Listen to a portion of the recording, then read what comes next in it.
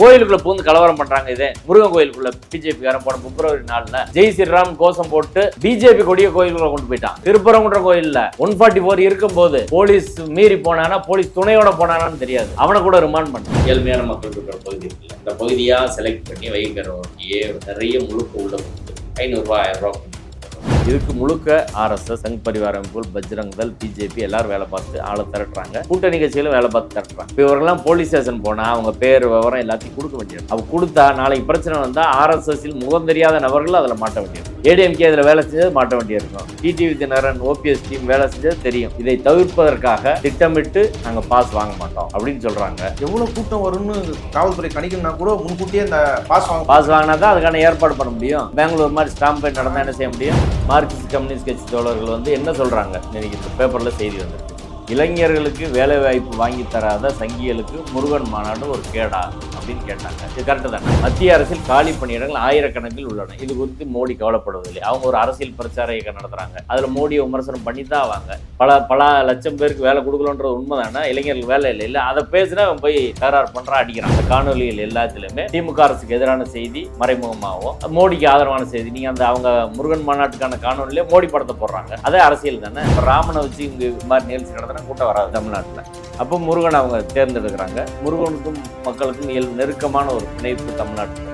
அதை பயன்படுத்தி அரசியல் பண்றது அப்படின்னு சொல்றாங்க. அரசியல் மதத்தை கலக்கிறதா மிகப்பெரிய பிரச்சனை. சேகர்பாபு கலந்தாருன்னா, பிஜேபி கலந்தாருன்னா யாருனாலும் அது பிரச்சனை. செல்லூர்ராஜ் சொல்றாருல, எடப்பாடி சொன்னா நான் போவேன்னு. சந்தர்ப்பவாதத்துக்கு எந்த பக்கம் வேணாலும் எப்படி வேணாலும் சேர்ந்து பயணிக்கிற நபர்கள் தான் அவங்க. தமிழ்நாட்டை இப்ப எழுதி வச்சுட்டு போனா எழுதி வச்சுட்டு போயிடுவாங்க. முருகனுக்கு பூஜை பண்ணா ஆகம முறைப்படி தான் பண்ணணும் அப்படின்னு சொல்றாங்க. ஆகமத்தை அவர் தீவிரமா பேசக்கூடிய சிவாச்சாரியார்களும் பட்டாச்சாரியார்களும் மற்ற பார்ப்பன அர்ச்சகர்களும் இன்னைக்கு ஆகமத்தை மீறி முழுக்க இங்க போய் ஒரு ரோட்ல முருகப்பெருமான் சிலையை நாங்க வச்சு பூஜை பண்றோம், யார் வேணாலும் பூஜை பண்ணலாம் அப்படின்னா இப்ப ஆகமம் உங்களை தடுக்குமா? தடுக்கதான். இப்ப நீதிபதி அவர்கள்ட்ட நாங்க இதை சொல்ற போது நீதிபதி என்ன பதில் சொன்னார்னா,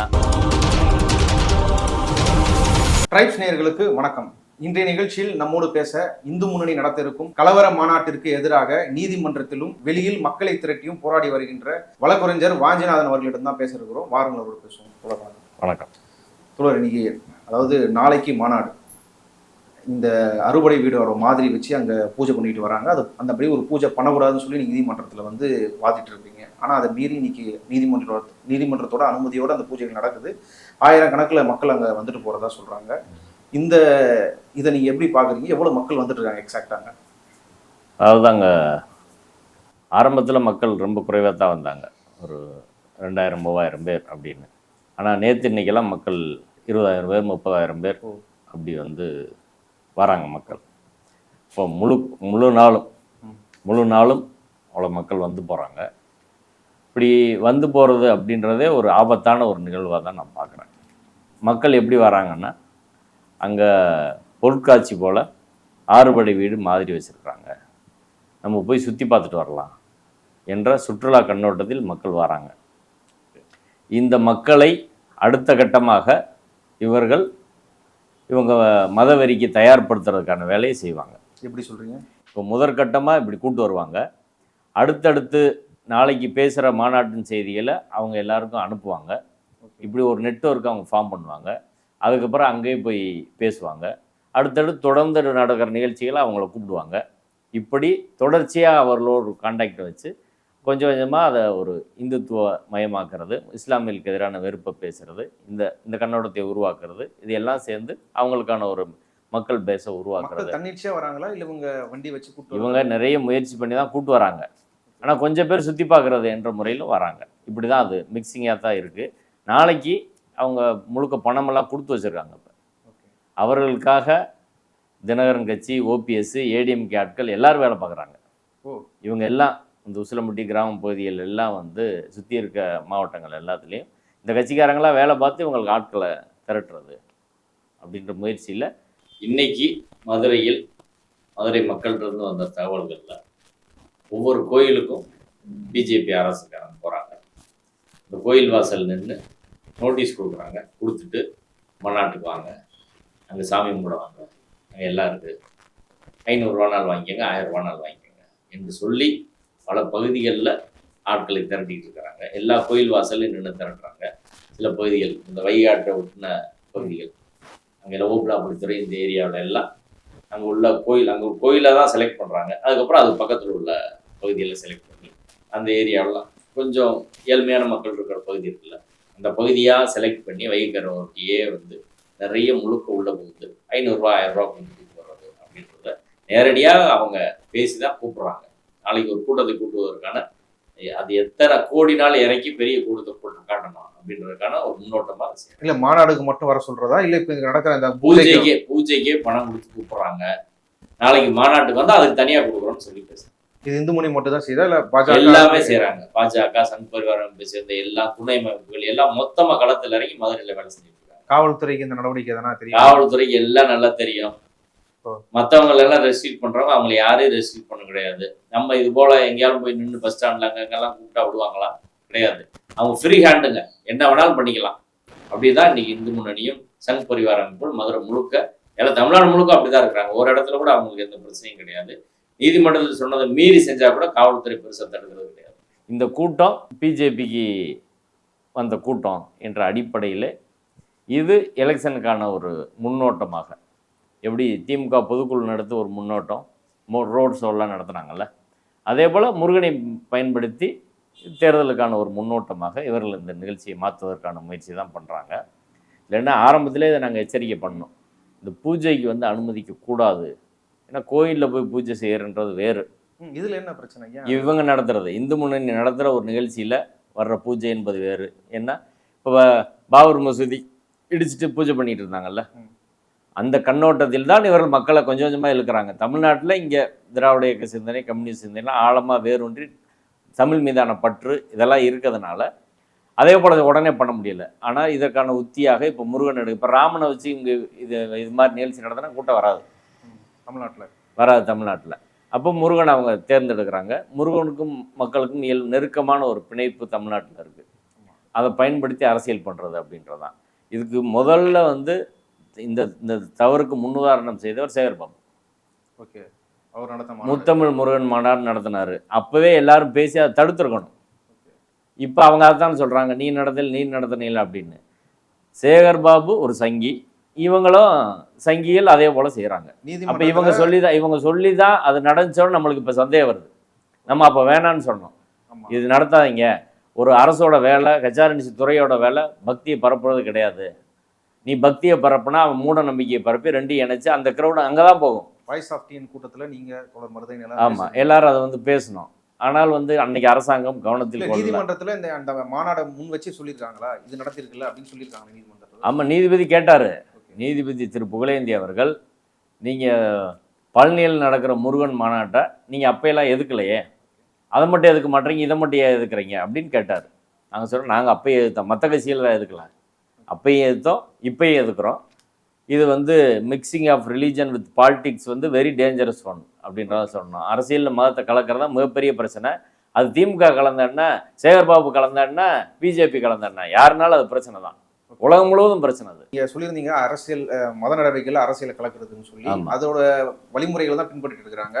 நேத்து சிபிஎம் தோழர்கள் திண்டுக்கல்ல திருமுனை பிரச்சாரம் பண்ணிட்டு இருக்கிறாங்க. அப்போ இந்து முன்னணிக்காரங்க வந்து தாக்கி இருக்கிறாங்க, ஹாஸ்பிட்டலையும் போய் மறுபடியும் தாக்குதல் நடத்தி இருக்கிறாங்க. ஆனா இப்போ இந்த பிஜேபி இதை ஒட்டி அனுப்புற விளம்பரங்கள் இருக்குல்ல, நயினார் நாகேந்திரன் பேசுறாரு ஒரு பக்கம், இன்னொரு பக்கம் பிஜேபி வைக்கக்கூடிய தமிழ்நாடு மீது இருக்கக்கூடிய அரசு மீது இருக்கக்கூடிய அலிகேஷன்ஸ், பெண்கள் பாதுகாப்பு, அவங்களுக்கு வந்து பாதுகாப்பு வேணும், அப்புறம் போதைப் பொருட்கள் விஷயம், ஹெச்ஆர்என்சியை வந்து கைப்பற்றுறது, இந்த விஷயங்கள்லாம் வச்சு இந்த மாநாடுக்கு அழைப்பு விடுறாங்க. இது நேரடியாக அரசியல் கூட பொருந்ததான் இருக்குது. நீதிமன்றம் எப்படி இப்படி ஒன்று நடக்காதுன்ற முடிவுக்கு வந்தது? அதாவது இது நீதிமன்றத்தில் நாங்கள் எச்சரிக்கை பண்ணோம். முதல் விஷயம், ஆகமம் முருகன் கோயில் எல்லாம் ஆகம கோயில் என்று முருகன் கோயிலில் இருக்க பார்ப்பன அர்ச்சகரை தான் காலங்காலமாக சொல்லிகிட்டு இருக்காங்க. ஹெச்ஆர்என்சி துறையும் சொல்லுது. இப்போ முருகனுக்கு பூஜை பண்ணால் ஆகம முறைப்படி தான் பண்ணணும் அப்படின்னு சொல்கிறாங்க. வயலூர் முருகன் கோயிலில் நம்ம வழக்கு போட்டு அது ஆகமத்துக்கு முரணாக தமிழ்நாடு அரசு அர்ச்சகர்களை நான் பிராமணனை நியமிச்சிருக்கிறது என்று சொல்லி அந்த ஒரு காரணத்தை வச்சு டினாமினேஷன்லேருந்து நியமிக்கலை. ஆகமம் வந்து அந்த பார்ப்பன டினாமினேஷனை மட்டும்தான் அங்கீகரிக்கிறது என்று சொல்லி நீதிபதி திரு ஜிஆர் சுவாமிநாதன் அவர்கள் அர்ச்சகர் நியமனத்தை ரத்து பண்ணார். அதுக்காக அப்பீல் போட்டு இப்போ ஸ்டே இருக்குது. அப்போ மட்டும் இல்லை, 1972 சேசம்மாள் வழக்கு முதல் திமுக அரசு சட்ட திருத்தம் கொண்டு வராங்க. கருவறையில் தீண்டாமை ஒழிப்பதற்கு அனைத்து சாதி அர்ச்சகராகலாம் அப்படின்னு கொண்டு வரபோது அதை எதிர்த்து வழக்கு போட்டு சேசம்மாள் வழக்கில் 5 நீதிபதிகள் கொண்ட அமர்வு அப்பயும் தமிழ்நாட்டில் தான் போனாங்க. ஆகமத்துக்கு முரணா நீங்கள் பண்ணக்கூடாது என்று உத்தரவு போட்டாங்க.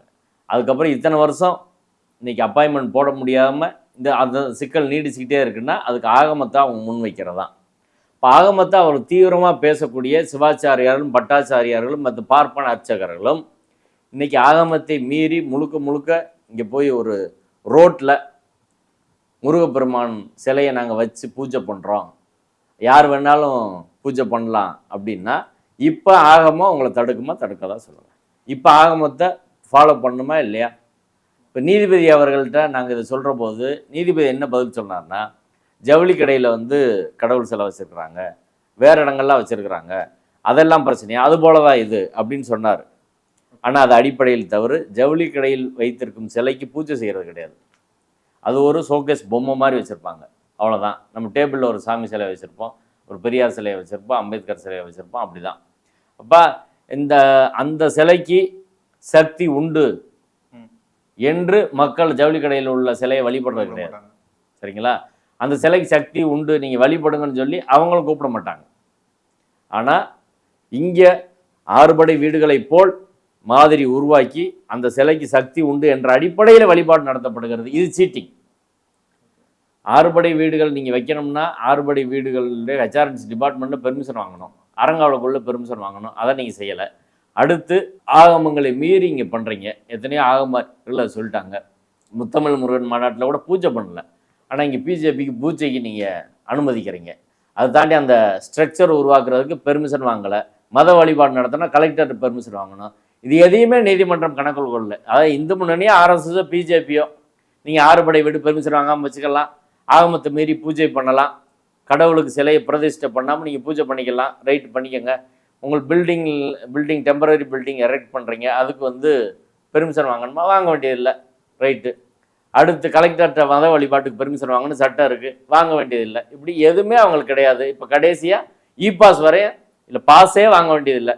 யார் வேணாலும் எப்படி வேணாலும் நீங்கள் வந்துக்கலாம். ஒரு கோர்ட்டு எல்லா கண்டிஷனையும் பாதி உளவுத்துறையும் காவல்துறையும் இந்து முன்னணிக்கு சப்போர்ட் பண்ணாங்க, மீதி பாதி கோர்ட்டு சப்போர்ட் பண்ணி இந்த மாநாட்டை வெற்றிகரமாக நடத்துவதற்கு உதவிட்டு இருக்காங்க அப்படின்றதான். இப்போ தமிழ்நாடு அரசின் மீதான இருக்க விமர்சனங்கள் இதை வச்சு ஒரு விளம்பரம் விடுறாங்களே, இது கோர்ட்டுக்கு காவல்துறை கொண்டு போக வேண்டிய அவசியம் இல்லையா? இதை மென்ஷன் பண்ண வேண்டாமா? அதாவது இப்போ நயினா நாகேந்திரன் அவர்கள் இது அரசியல் மாநாடு அல்ல, அரசியல் பேச மாட்டோம் அப்படின்னு சொன்னார். நீதிமன்றத்திலும் அரசியல் பேச மாட்டோம்னு அவங்க சொன்னாங்க. இது முழுக்க ரிலீஜியஸ் ஈவெண்ட், மத நிகழ்ச்சி அப்படின்றதான் இப்போ இதுவரை அவங்க வெளிப்படையாக சொல்லிகிட்டு இருக்காங்க. ஆனால் இந்த மாநாட்டுக்கு முன்னாடி நீதிமன்றத்தில் சொல்கிறதுக்கு முன்னாடியே அவங்க இது அரசியல் மாநாடு, தேர்தலுக்கான மாநாடுன்றதை மிக தெளிவாக எல் முருகன் அதேபோல் காடேஸ்வர சுப்ரமணியம் 2 பேர் சொல்லியிருக்கிறாங்க. இது அரசியல் மாநாடு தான் 2020 தேர்தலுக்குன்னு. இப்போ அதையும் நீதிமன்றத்தில் சொன்னோம். அதற்கு பிறகு தான் நீதிமன்றம் நிபந்தனைகள் விதிச்சாங்க. அதற்கு பிறகு இப்போ அவங்க பேசுகிறாங்க. உதாரணமாக மார்க்சிஸ்ட் கம்யூனிஸ்ட் கட்சியோட சண்டை. மார்க்சிஸ்ட் கம்யூனிஸ்ட் கட்சி தோழர்கள் என்ன சொல்கிறாங்க? இன்றைக்கி இந்த பேப்பரில் செய்தி வந்திருக்கு. ஒரே விஷயந்தான், அதாவது இளைஞர்களுக்கு வேலைவாய்ப்பு வாங்கி தராத சங்கிகளுக்கு முருகன் மாநாடு ஒரு கேடா அப்படின்னு கேட்டாங்க. இது கரெக்டு தானே? இளைஞர்கள் அவங்க என்ன சொல்கிறாங்க? மத்திய அரசில் காலி பணியிடங்கள் ஆயிரக்கணக்கில் உள்ளன, இது குறித்து மோடி கவலைப்படுவதில்லை. அவங்க ஒரு அரசியல் பிரச்சார இயக்கம் நடத்துகிறாங்க, அதில் மோடியை விமர்சனம் பண்ணி தான் ஆவாங்க. பல லட்சம் பேருக்கு வேலை கொடுக்கலன்றது உண்மை தானே? இளைஞர்களுக்கு வேலை இல்லை, அதை பேசுனா அவன் போய் தகராறு பண்ணுறான், அடிக்கிறான். ஹாஸ்பிட்டல் அங்கேயே அடிக்கிறாங்க. இல்லை ஆன்மீக நான் என்ன அரசியல் நிகழ்வில் அரசியல் பேசுகிறாங்க, அதவே அவன் போய் அடிக்கிறான். இங்கே ஆன்மீக மாநாடுன்னு சொல்லிட்டு அரசியல் பேசுகிறாங்க. இப்போ நடக்கிற மாநாடுனா மாநாட்டுக்கு சுற்றி நடக்கிற பிரச்சாரத்துலேயே அரசியல் இருக்கக்கூடாது. ஆனால் இப்போ வர்ற காணொலிகள் எப்படி இருக்கு பார்க்குறீங்கள? அந்த காணொலிகள் எல்லாத்துலேயுமே திமுக அரசுக்கு எதிரான செய்தி மறைமுகமாகவும், மோடிக்கு ஆதரவான செய்தி. நீங்கள் அவங்க முருகன் மாநாட்டுக்கான காணொலியிலே மோடி படத்தை போடுறாங்க, அதே அரசியல் தானே? ஊபியில் யோகி ஆதித்யநாத் ஆட்சியில் என்ன அதிகரிச்சிருக்குன்னு போடுவியா? பெண்களுக்கு எதிரான குற்றம் அறிவிச்சு எல்லா இடத்துலையும் இருக்குல்ல, டெல்லியில் நடக்குதுல்ல, அதுக்கெல்லாம் போடு. அப்போ மாநாடு நாளை நடக்கிற மாநாடு மட்டும் இல்லை, மாநாட்டுக்கு முன்பான எந்த நடவடிக்கையிலும் அரசியல் இருக்கக்கூடாது அப்படின்றதான் நீதிமன்றத்தின் உத்தரவு. அவங்களே சொன்னது, நயினா நாகேந்திரன் பேட்டி கொடுத்தது. ஆனால் அதை மீறி இவங்க நடத்துகிறாங்க. ரெண்டாவது, இது ஆன்மீக மாநாடுல அரசியல் மாநாடு, கட்சி மாநாடு, கலவர மாநாடு நாங்கள் சொன்னோம். இப்போ இந்த இங்கே துவங்கிருச்சு திண்டுக்கல். கோர்ட்லேயே சொல்லியிருந்தீங்க இந்து முன்னணி வந்து ஒரு கலவர அமைப்பு, ஆமாம், கொடுக்கூடாதுன்றது உதாரணங்கள் சொல்லியிருந்தீங்க. இப்போ நடந்திருக்கு, இது மானிட்டர் பண்ண முடியாதா கோர்ட்டு? ஒரு சென்சேஷனான மாநாடுல இது. அப்போ அவங்களோட நடவடிக்கை, அவங்க ஒரு பிரச்சாரத்தை, அவங்க வரது போறதுல மானிட்டர் பண்ணணும். இல்லை பண்ணணும். இதை விட அதிகமான தகவல் ஸ்டேட்ட இருக்கும், போய் கோர்ட்டில் சொல்லணும்ல. இப்போ அரசாங்க தரப்புல இருந்து இங்கே பாருங்க இவங்க இப்படி ஆரம்பிச்சிட்டாங்க, நீங்கள் இ பாஸ் கூட பாஸே வேணான்னு சொல்கிறீங்க, நாளைக்கு இவங்களை எப்படி நாங்கள் கண்ட்ரோல் பண்ணுறது, நாளைக்கு ஏதாவது பிரச்சனை வந்தால் கோர்ட்டு தான் பொறுப்பு அப்படின்னு கோர்ட் அப்ரோச் பண்ணும்ல ஸ்டேட்டு. இப்போ நம்ம தனிநபர்கள் சொன்னால் உங்களுக்கும் பிஜேபிக்கும் நீங்கள் எதிரான கட்சி, எதிரான சிந்தனை கொண்டவங்க, நீங்கள் பேசுனா இப்படி தான் சொல்லுவீங்க அப்படின்னு சொல்லுவாங்க. ஸ்டேட் ஆதாரப்பூர்வமாக விவரங்களோடு போய் பேச முடியும். அன்னைக்கு பேசின ஸ்டேட் எப்படி பேசுகிறாங்க தெரியுமா? இந்து முன்னணி அமைப்பை பற்றி சொல்கிற போது இந்து முன்னணியிலிருந்து இறந்தவர்கள் பேர் வாசிக்கிறாங்க. இந்து முன்னணியால் பாதிக்கப்பட்டவங்க யாருன்னு சொல்லணும். இப்போ இந்து முன்னணியில் இறந்தவங்க லிஸ்ட்டை வாசிக்கிற மூலமாக என்ன சொல்லுது?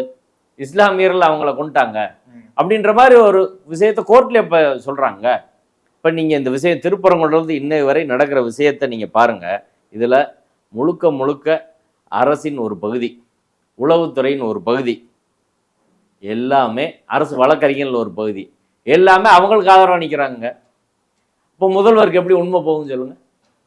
போலீஸில் பேசுனா 200 பேர் 300 பேர் தான் வருவாங்க, ஒன்றும் அங்கே கூட்டம் வராது. நீங்கள் எதுக்கு கூட்டம் வராதுக்கு நீங்கள் எதுக்கு பேசுகிறீங்க? நீங்கள் எதுக்கு கூட்டம் இங்கே நடத்துகிறீங்க? கூட்டம் மணி சிங்கில் எதுக்கு நடத்துகிறீங்க? அப்படி சொல்கிறாங்க உளவுத்துறை போலீஸ். வேற நடக்குது, அப்படி வராங்க. எண்ணிக்கை அவ்வளவு கூடுதலாக நடக்குது. அது நீங்கள் உண்மை என்னவோ அதை மறைக்க முடியாதுல்ல. இப்போ உண்மை செய்தியை நீங்கள் முதல்வரிடம் உளவுத்துறை கொண்டு போனால் தானே அதற்கேற்ற அரசியல் நடவடிக்கை அவங்க பண்ண முடியும். முதல்வருக்கும் கம்மியாக தான் 200 பேர் 300 பேர் தான். உண்மையே மறைக்கிறாங்க உளவுத்துறைன்றதான். திருப்பரங்குன்றதுலேருந்து இன்னைக்கு வரையும் மறைக்கிறாங்க. முழுக்க உளவுத்துறை அவங்க கட்டுப்பாட்டில் இருக்கு. காவல்துறை முக்கிய அதிகாரிகள்லாம் ஆர்எஸ்எஸ் கட்டுப்பாட்டில் இருக்காங்க. ஏதோ ஒரு அசம்பாவிதம் நடந்தா முதல்வர் தான் பொறுப்பாவார். ரெண்டாவது, இந்த தமிழ்நாட்டில் மத வன்முறைக்கான களம் இங்கே அமைக்கப்படுகிறது. அதை தடுக்கிறதுக்கான வேலையை பார்க்க வேணாமா? கோயிலுக்குள்ள பூந்து கலவரம் பண்றாங்க. இதே முருகன் கோயிலுக்குள்ள பிஜேபிக்காரன் போன பிப்ரவரி 4 ஜெய் ஸ்ரீராம் கோஷம் போட்டு பிஜேபி கொடிய கோயிலுக்குள்ள கொண்டு போயிட்டான். திருப்பரங்குன்றம் கோயில்ல 144 இருக்கும்போது போலீஸ் மீறி போனானா, போலீஸ் துணையோட போனானான்னு தெரியாது. அவனை கூட ரிமாண்ட் பண்ணல.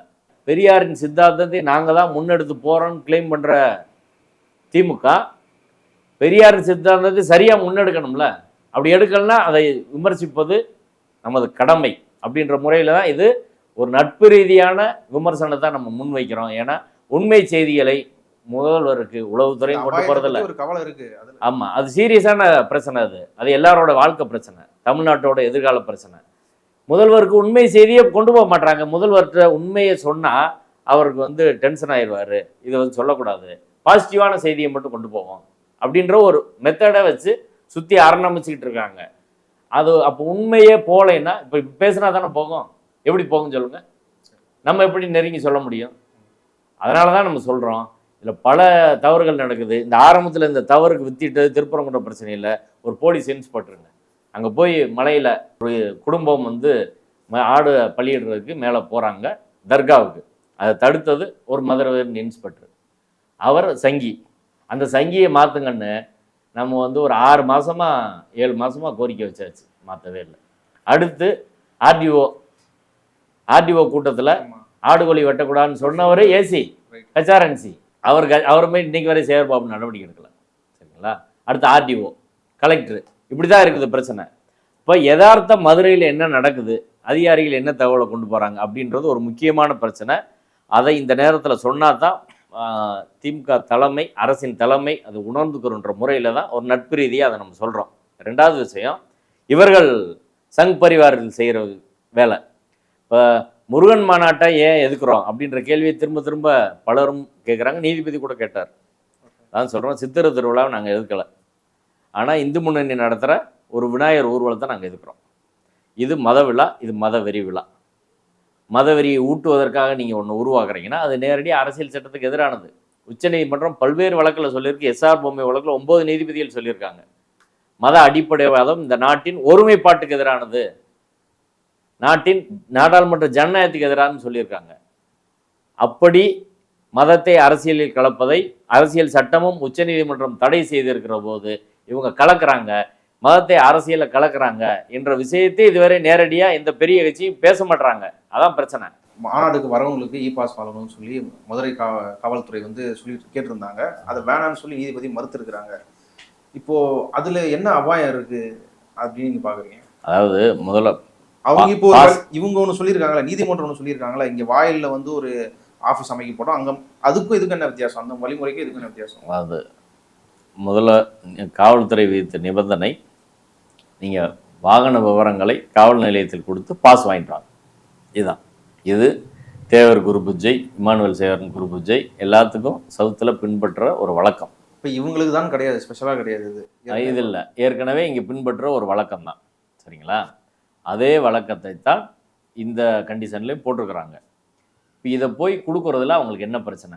தேவர் ஜெயந்திக்கு அப்படி தானே வாங்கிட்டு வராங்க, இமானுவேல் சேகரனுக்கு அப்படி தானே வாங்கிட்டு வராங்க. அது இன்னும் பல குரு பூஜைகளுக்கு வந்து அழகுமுத்துக்கோன்லேருந்து எல்லாத்துக்கும் அப்படி தான் வாங்கிட்டு வராங்க. அதே போல் இது சென்சிட்டிவான ஒரு பிரச்சனை. இவர்களோட கடந்த கால வரலாறு அப்படி இருக்குது. அதனால் காவல்துறை ஒரு நிபந்தனை விதிக்குது. இதை எதிர்த்து அவங்க கோர்ட்டுக்கு போகிறாங்க. நீதிபதி புகழேந்தி அவர்கள் அதை தள்ளுபடி செய்கிறார். அடுத்து சுப்ரீம் கோர்ட் போகிறாங்க, சுப்ரீம் கோர்ட்டும் தள்ளுபடி பண்ணுது. ஒரு லிபர்ட்டி கொடுக்குறாங்க, ரிட் அப்பீல் போட்டுக்காங்கன்னு. அந்த ரிட் அப்பீல் தான் புகழேந்தி அவர்கள் உத்தரவுக்கு எதிரான ரிட் அப்பீல் ஜிஆர் சாமிநாதன் அவர்களும் போகிறது. அந்த வழக்கில் தான் அவர் நீங்கள் பாஸே வேணான்ட்டார். இவங்க இ பாஸ் கேட்டாங்க, இ பாஸ் கூட வேணாம், பாஸே நீங்கள் எடுக்க வேணாம், நீங்கள் வந்துடலாம், மாநாட்டில் இடத்துல அங்கே டிரைவர் உட்காந்துருப்பார்ல, அவர்கிட்ட டாக்குமெண்ட்டை நீங்கள் போய் கேட்டு வெரிஃபை பண்ணிக்கங்கன்னு சொல்லிட்டார். அவ்வளோதான் விஷயம். டாக்குமெண்ட்டை வெரிஃபை பண்ணுறது ரொட்டீனாக நடக்கிறதானே. அது நடுவில் ஒரு போலீஸ் ரோட்டில் எங்கே வச்சு கேட்டாலும் யாருனாலும் சொல்ல போகிறாங்க. அப்போ நீங்கள் யார் வரீங்க, என்ன பொறுப்புன்றது தான் அத்தனையும் சொல்கிறாங்க. சரிங்களா? கடைசியில் டிரைவரை மாட்டி விடுற கதை தான். இப்போ இதில் பின்னணி என்னென்னா, இதுக்கு முழுக்க ஆர்எஸ்எஸ், சங் பரிவார அமைப்புகள், பஜ்ரங் தள், பிஜேபி எல்லோரும் வேலை பார்த்து ஆளை திரட்டுறாங்க. கூட்டணி கட்சிகளும் வேலை பார்த்து திரட்டுறாங்க. இப்போ இவரெல்லாம் போலீஸ் ஸ்டேஷன் போனால் அவங்க பேர் விவரம் எல்லாத்தையும் கொடுக்க வேண்டியிருக்கும். சரிங்களா? அப்போ கொடுத்தா நாளைக்கு பிரச்சனை வந்தால் ஆர்எஸ்எஸ்ஸில் முகம் தெரியாத நபர்கள் அதில் மாட்ட வேண்டியிருக்கும். ஏடிஎம்கே அதில் வேலை செஞ்சது மாட்ட வேண்டியிருக்கும். டிடிவி தினகரன், ஓபிஎஸ் டீம் வேலை செஞ்சது தெரியும். இதெல்லாம் தவிர்ப்பதற்காகத்தான் அவங்க திரும்ப நாங்கள் பாஸுக்கு போக மாட்டோம் அப்படின்னு சொல்கிறாங்க. ஏன்னா இப்போ டிடிவி தினகரன் கட்சியிலேருந்து ஒருத்தர் போய் பாஸ் வாங்குறாருன்னு வைங்க, போலீஸ்ட்டு விவரம் போயிரும்ல. ஆர்எஸ்எஸ்லேருந்து ஒருத்தர் பாஸ் வாங்குறாருன்னா தெரிஞ்சிடும். இதை தவிர்ப்பதற்காக திட்டமிட்டு நாங்கள் பாஸ் வாங்க மாட்டோம் அப்படின்னு சொல்கிறாங்க. இதான் வந்து சிக்கல். இல்லை, இப்போ இதுக்கு முன்னாடி நீதிமன்றத்தில் இது ஒரு கலவர அமைப்பு, இது ஒரு கலவரத்துக்கு தூண்டுறதுக்கான ஒரு மாநாடு அப்படின்ட்டு பல வாதங்கள் வச்சிங்க. அந்த வாதம் எதுவுமே கணக்கில் எடுத்துக்காத ஒரு உத்தரவால இருக்குது இந்த பாஸ் வேணான்னு சொல்கிறது. ஒரு பொறுப்போட தான் அணுக முடியும் நீதிமன்றம் வந்து பாஸே வேணான்னு சொன்னது ஒரு தவறான அணுகுமுறை. நாளைக்கு பிரச்சனை வருதுன்னு வைங்க, யார் பொறுப்பேற்க வேண்டியிருக்கும்? அரசாங்கம் தான் பொறுப்பேற்கணும். மக்களுக்கு பாதிப்பு வந்தால் என்ன செய்கிறது? இப்போ அடிப்படையில் இதெல்லாம் கவனத்தில் கொண்டு தான் நீதிமன்றம் அதை செஞ்சுருக்கணும். சரிங்களா? இப்போ வழக்கமாக நடக்கிற ஒரு மத விழாவுக்கு எந்த எதிர்ப்பும் கிடையாது. ஆனால் இதுக்கு மட்டும் ஏன் வருது? இந்த டிஃப்ரென்ஸை பார்த்தாலே போதும்ல. இப்போ இது இவ்வளவு வருதுன்னா ஏதோ சிக்கல் இருக்குது. அப்போது ஒரு law and order, public order maintain பண்ண வேண்டியது அரசாங்கத்தோட கடமை.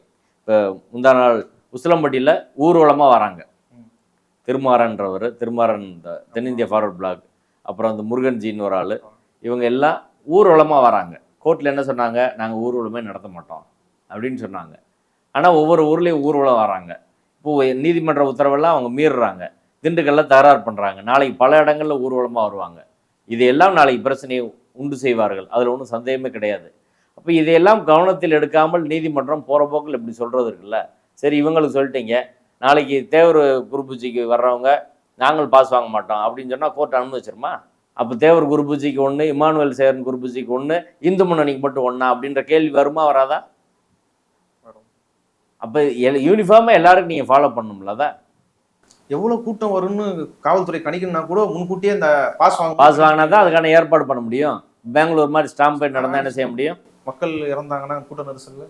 இப்போ இதெல்லாம் கணக்கில் கொள்ளாமல் கடைசியில் அது வந்தாலும் திமுக அரசு மேலே தான் பழி விழுகும். கோர்ட்டுக்கு எந்த பொறுப்பும் கிடையாது அப்படின்றதான். சரி, கவர்மெண்ட்டாவது அடுத்ததுக்கு அப்பீல் போகணும்ல. அப்பீலும் போகிறது கிடையாது. அப்போ எப்படி இந்த விஷயத்தை இவங்க ஹேண்டில் பண்ண போகிறாங்க? இப்போ இந்த விஷயத்தை ஹேண்டில் செய்வதற்கான ஒரு தெளிவான கண்ணோட்டம் அரசாங்கத்திட்டே உளவுத்துறையிட்டே கிடையாது. அரசியல் ஊடுருவி இருக்கக்கூடிய ஆர்எஸ்எஸ்காரர்கள் நல்லா திட்டமிட்டு வேலை செய்கிறாங்க. அவங்க என்ன நினைக்கிறாங்களோ அதான் நடந்துகிட்டு இருக்கு. ஹெச்ஆர்என்சி உட்பட எல்லா துறையிலும் அதான் நிலைமை. அதாவது இதோட சீரியஸ்னஸ் அப்படின்றத நம்ம திரும்ப திரும்ப சொல்கிறோம். நார்த்தில் எத்தனை கலவரங்கள், வன்முறைகள் மதத்தை அரசியலோடு கடந்தெல்லாம் ஆச்சு. இப்போ மதமும் அரசியலும், மதத்தை அரசியல் கலப்பது இப்படின்னு ஒரு கருத்தரங்கு கூட திமுக ஏன் நடத்தக்கூடாது? பெரிய கட்சியில் ஏன் நடத்தக்கூடாது? இதெல்லாம் மக்கள்கிட்ட பேசணும்ல. மக்கள்கிட்ட நீங்கள் பேச பேசத்தாங்க மக்கள் தெளிவாவாங்க. இல்லைன்னா ஒரு தரப்பு கருத்து, அவன் வாட்ஸ்அப் ஃபேக்ட்ரி வச்சுருக்கான், சோசியல் மீடியா ஃபேக்ட்ரி வச்சுருக்கான், கூலிக்கு பல லட்சம் பேர் வச்சுருக்கான், பொய் செய்தியை உருவாக்கி பரப்பிக்கிட்டே இருக்கிறான். இப்படி நீங்கள் கவுண்டருக்கு உங்கள் செய்தி போகணும்ல. எதுவுமே போகாமல் இங்கே ஒரு மாவட்ட செயலாளர் வச்சு ஒரு அறிக்கை கொடுத்துட்டு போலீஸு தீவிரமாக ஃபாலோ பண்ணணும் அப்படின்னு சொன்னால் போதுமா? அப்போ ஒரு முழுமையான அரசியல் திட்டம் இல்லாமல் இவர்களை எதிர்கொள்ள முடியாது. இப்போ கலவரத்தை அவங்க தொடங்கிட்டாங்க. இனி நாளைக்கு இதை விட கூடுதலாக பிரச்சனைகள் வருவதற்கான எல்லா வாய்ப்பும் இருக்கிறது. ஸ்பெஷல் ட்ரெயின் வேறு விடுறேன்னு சொல்கிறாங்க. அது எப்படி மக்கள் பணத்தில் ஸ்பெஷல் ட்ரெயின் ஒரு கட்சி நிகழ்வுக்கு நீங்கள் விடுவீங்க? இந்து முன்னணி நிகழ்வுக்கு ஸ்பெஷல் ட்ரெயின் நாளைக்கு எல்லா கட்சியும் இப்போ திமுக நடத்துகிற கூட்டத்துக்கு அப்படி விட முடியுமா? இன்னைக்கு நைட்டு கிளம்பி நாளைக்கு வருது. அவர் ஒன்றிய அமைச்சருக்கு நன்றி தெரிவித்து எல்முருகன் போட்டிருக்காரு. பத்திரிகையில் செய்தி வந்திருக்கு, ட்ரெயின் விட்டதுக்கு நன்றி அப்படின்னு சொல்லி.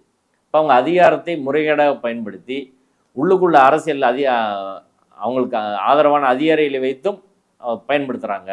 இன்றைக்கி முழுக்க கோயம்புத்தூர், ஈரோடு அந்த பகுதியெல்லாம் அங்கே உள்ள முதலாளிகள் மிரட்டி எல்லாரையும் அனுப்பணும்னு சொல்லி, பள்ளி நிர்வாகிகளை மிரட்டி அங்கே பஸ்ஸு வேணும் எல்லாத்தையும் எடுத்து நீங்கள் கொடுக்கணும், ஃப்ரீயாக கொடுக்கணும் அப்படின்னு சொல்லி மிரட்டி எல்லாத்தையும் நெருக்கடி பண்ணுறாங்க. இல்லைன்னா இடியை வச்சு ரைடு பண்ணுவோம், ஐடியை வச்சு ரைடு பண்ணுவோம். இந்த ரயில் ஒதுக்குறதுன்றது, அதில் இந்த பக்தர்கள்லாம் ஏற்றி கொண்டு வர்றதுன்றது, அதை நினைச்சாலே ஒரு அபாயம் வரல. ஏற்கனவே அப்படி ஒரு சம்பவம் இருக்குது. ஆமாம், இல்லை அதுதான் நம்ம எச்சரிக்கிறோம். அப்போ காவல்துறை அது ரொம்ப விழிப்போடு இருக்கணும். முழுக்க அதில் காவலர்கள் போட்டு அவங்களுக்கு கூட வரணும். அப்படி வந்தால் தான் தமிழ்நாட்டை ஒரு பேரளவிலிருந்து காப்பாற்ற முடியும். வடநாட்டு மாடலில் தமிழ்நாட்டில் செய்ய மாட்டாங்கன்னாலும் தமிழ்நாட்டுக்கான ஒரு திட்டத்தை அவர்கள் வைத்திருப்பார்கள். முழு தயாரிப்போடு ஒரு இறங்கி வேலை செய்கிற ஒரு அமைப்பு ஆர்எஸ்எஸ். இப்போ அவங்க நீண்ட காலத்து இல்லை, நீங்கள் இன்றைக்கி யோசிக்கிறீங்க, அவங்க இன்னும் அடுத்து 26 எலெக்ஷன், 31 எலெக்ஷன், 50 கண்ணு 40 கண்ணு அப்படி வேலை செய்யக்கூடிய நபர்கள். அப்போ தெளிவாக திட்டமிட்டு காய் நகர்த்தல் அவங்க இறங்கியிருக்கிறாங்க. கவுண்டராக பதிலுக்கு நம்ம பேசலை, பதில் நடவடிக்கை இல்லை அப்படின்னா நம்மளுக்கு பேசுறதுக்கு 1000 பாயிண்ட் இருக்குங்க. நீங்கள் ஆறுபடை வீடுகளில் தமிழை வரவிடாமல் தடுக்கிறது அந்த கூட்டம் தானே, அர்ச்சகர்கள் நியமிக்க விடாமல் தடுக்கிறது அந்த கூட்டம் தானே. இப்போ 6 பெரிய கோயிலுக்கு வந்து நான் பிராமண அர்ச்சகரை போட்டு விடுங்க. இப்போ இதுக்கு முன்னாடியே போட்டு விட்டா கதறிப்பான்ல, ஏன் போட மாட்டாங்க? சேர்பாபு என்ன செய்கிறாரு? இந்த வழக்கில் வந்து இணைஞ்சு ஹெச்ஆர்என்சி 6 படை வீடுகள் வைக்க அனுமதிக்க மாட்டோம் அப்படின்னு கூட சேகர்பாபு சொல்லலை. ஹெச்ஆர்என்சி இம்ப்ளீடே ஆகல, வரவே இல்லை. அதனால தான் சொல்கிறோம், இது மிகப்பெரிய பேரபாயம் தமிழகத்தை சூழ்ந்திருக்குது. காவி இருள் சூழ்ந்திருக்கு. ஆனால் கோர்ட்டும் கூட கேட்கலாம்ல, அவங்க தரப்பு ஹெச்ஆர்என்சி தரப்பு கேட்கணும்ல. கோர்ட்டு எப்படின்னா ஸ்டேட் எந்த அளவுக்கு இருக்கிறாங்களோ அவங்களா எது கேட்குறாங்க? ஹெச்ஆர்டிசிக்கு வழக்கு நடக்கிறது தெரியும், பல வாய்தா போடுறாங்க. அவங்க 6 படை வீடு வைக்கிறோன்னு தான் அறிவித்து போடுறாங்க. அவங்க தானே வரணும். நான் நீதிமன்றத்தில் சொன்னேன், ஆகமப்படி இது சரியான ஆகம எக்ஸ்பர்ட்டை கன்சல்ட் பண்ணி தான் பண்ணணும் கோர்ட்டு அப்படின்னு. நீதிமன்றம் அதை ஏற்றுக்கல. ஹெச்ஆர்என்சி அதை சொல்லலாம்ல, எங்களுக்கு ஹெச்ஆர்என்சி துறையிலேருந்தே நாங்கள் சொல்கிறோம் அப்படி அதை பண்ணக்கூடாது அப்படின்னு. இன்றைக்கி பூஜையை தடுப்பதற்கான எல்லா வாய்ப்பும் இந்த அரசாங்கத்துக்கு இருந்துச்சு, அதில் எல்லாத்தையும் கோட்டை விட்டாங்க. வழக்கு நடத்த கூட ஒரே ஒரு ஏஏஜி அவர் வந்து நிற்கிறாங்க. இங்கிட்டு பார்த்தா ஒரு 50-60 பேர் நிற்கிறாங்க. கோர்ட்லேயே அவங்க வீக்காக இருக்காங்க. அரசாங்கத்தை ரெப்ரசன்டேஷனே வெரி வீக். நீதிபதி கேட்டோன்னே வந்து பின்வாங்குறாங்க. இதான் நிலைமை. இவ்வளவு திமுக வழக்கறிஞர் இருக்காங்கல்ல, யாராலும் போய் நிற்கலாம்ல? யாரும் அதுக்கு போகிறது கிடையாது. இது சரி, சென்னையில் ஏஜி வந்து இதுக்கு வாதம் பண்ணலாம்ல, அது வர்றது கிடையாது. அப்போ நீங்கள் வந்து நீங்கள் ஏதோ ஒரு தவறான நிலைப்பாடை வச்சுக்கிட்டு அவர் பின்னாடி போகிறது இருக்குல்ல, அது தமிழ்நாட்டை வீழ்த்தி விடும் அப்படின்றதான். ஆனால் அதற்கு எதிராக மதுரையில் மத நல்லிணக்க கூட்டமைப்பு நாங்கள் ஒரு 30க்கு மேலான அமைப்புகள் ஒருங்கிணைத்து தொடர்ச்சியாக அவர்களை அம்பலப்படுத்திட்டு வரோம். அதனால் மதுரைக்குள்ளே அவர்களோட அந்த வெறித்தனம் எடுபடலை. மக்கள் அதுக்கு இதுவரை வரலை. திருப்பரங்குன்றத்துலேயும் மக்கள் வரலை அப்படின்றத யதார்த்தமான உண்மை. முடிஞ்ச அளவுக்கு எங்களால் போராடி ஒரு க்ரௌடை தடுத்துருக்கோம் அப்படின்றதான் உண்மை. வரதெல்லாம் வெளியூர்லேருந்து வர க்ரௌடு தான் அதிகம். ஆமாம், வெளியூர்லேருந்து தான் வராங்க. உள்ளூர் மக்கள்கிட்ட இந்த அமைப்பை பற்றி ஒரு அவேர்னஸ் உருவாக்கியிருக்கீங்க. ஆமாம். இன்னொரு கேள்வி, இப்போது இந்த இந்து முன்னணிக்கு ஆள் சேர்க்கிற வேலையை வந்து அதிமுக, ஓபிஎஸ், இவங்க தினகரன் இவங்க கட்சியெல்லாம் செய்கிறதா சொல்கிறீங்க, எப்படி என்ன? இந்த உசிலம்பட்டி கிராமங்கள்லேருந்து நேற்று நாங்கள் ஒரு எழுத்தாளர்கள் வழக்கறிஞர்கள் நிகழ்ச்சி ஒன்று, அதுக்கு அந்த பகுதியிலேருந்து வந்த தோழர்கள் சொல்கிறாங்க, அங்கே இவங்க தான் ஆர்கனைஸ் பண்ணிக்கிட்டு இருக்கிறாங்க, டிடிவி தினகரன் இதெல்லாம் வந்து இந்த தேவர் சமூகத்தை அங்கே ஆர்கனைஸ் பண்ணி கொண்டு வர்றதுக்கான வேலையை பண்ணுறாங்க அப்படின்னு. இது இங்கேயே வந்து ஏற்கனவே திருமாவளவன் அவர்கள் சொன்னதை போல் முக்குளத்தோர் வாக்கு, அதே போல் தேவேந்திர வேலை சமூகத்தையும் இவங்க ஓரளவு ஆர்கனைஸ் பண்ணி வச்சுருக்காங்க. இவங்களெல்லாம் ஒன்றா திரட்டி ஒரு பெரிய ஸ்ட்ரென்த்தை உருவாக்குறது. இப்போ கோயம்புத்தூர் பெல்ட்டில் அவங்களுக்கு ஒரு அதிமுகவும் அந்த வேலையை செய்தார், அதிமுகவும் செய்யுது, எல்லாரும் தான் செய்கிறாங்க. செல்லூர்ராஜ் சொல்கிறார்ல, எடப்பாடி சொன்னால் நான் போவேன்னு. இப்போ அவங்களுக்கு அதில் ஒன்றும் மாறுபாடெல்லாம் ஒன்றும் கிடையாது. அவங்க சந்தர்ப்பத்துக்கு எந்த பக்கம் வேணாலும் எப்படி வேணாலும் சேர்ந்து பயணிக்கிற நபர்கள் தான். திமுகவை நம்ம இவ்வளோ விமர்சனம் பண்ணாலும் கொஞ்சம் பேர் அங்கே ஐடியாலஜிக்கலாக இருக்காங்கன்றதுல தான் சொன்னால் ஒரு ஒரு கேட்பாங்க, அப்படி இருக்குது அப்படின்னு. ஏடிஎம்கேல சொல்லக்கூட ஆள் கிடையாது அப்படின்றதான். அவங்க தமிழ்நாட்டை இப்போ எழுதி வச்சுட்டு போனோன்னா எழுதி வச்சுட்டு போயிடுவாங்க. அவங்களுக்கு தேவை அரசியல் அதிகாரம், பணம் சம்பாதிக்கிறது, அவ்வளோதான் விஷயமே தவிர மற்றபடி தமிழ்நாடு தொடர்பாக தமிழ்நாட்டோட மரபு, மத நல்லிணக்கம் இதை பற்றியில் எந்த கவலையும் இல்லாத ஒரு கூட்டம் தான் ஏடிஎம்கே. அவங்கள பற்றி பேசுகிறதே வேஸ்ட்டு. இன்றைக்கி முழுக்க பாஜகவிடம் சரணடைந்து அந்த வேலையை பண்ணிகிட்டு இருக்காங்க எடப்பாடி தலைமையில் வந்து. அவ்வளோதான். நாளைக்கு அந்த முருக பக்தர் மாநாடு வந்து நடக்கிறது. அதில் யோகி ஆதித்யநாத், பவன் கல்யாண்லாம் வராங்க. கண்டிப்பாக அது ஒரு அரசியல் நிகழ்வாக நடக்கும்ன்றது தான் எல்லாராலையும் எதிர்பார்க்கப்படுது. அப்படி நடந்த பிறகு அரசாங்கத்தோட ரியாக்ஷனோ கோர்ட்டோட ரியாக்ஷனோ எப்படி இருக்குன்னு பார்ப்போம். அதுக்கப்புறம் மறுபடியும் பேசுவோம். இவ்வளோ நேரம் உங்கள் நேரத்தை செலவழித்து உங்கள் கருத்துக்களை பகிர்ந்து கொண்டதுக்கு நன்றி. நன்றி.